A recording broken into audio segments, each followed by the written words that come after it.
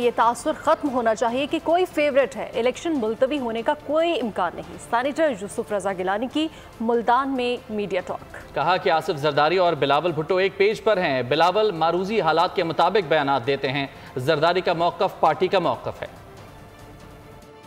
اس کو ڈسپیل کرنا چاہیے، اس کو ختم کرنا چاہیے، یہ تاثر نہیں ابھرنا چاہیے اور the free fair transparent election. کوئی ڈفرینٹ نہیں ہے، both are on the same page and that's, اس پہ کسی قسم کی ایمبیگوٹی نہیں ہے۔